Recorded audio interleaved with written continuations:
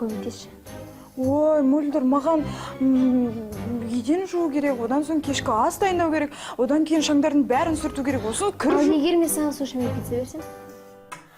Ең алдымен басында орамалды шешші, сосын әдемілік киін келші. Мөлдір. Жарайды, осы айтса берейік. Алсыра қалшы, бетін толық болып кетпесін. Жарайды. Сәлем, достар. Бұл мен жеңгем Динара.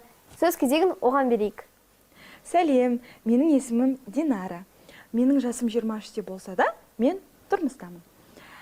Мен Бағдәулетовтер отбасының кенже ұлы, Елдостың келіншегімін. Кәз, мә, ал.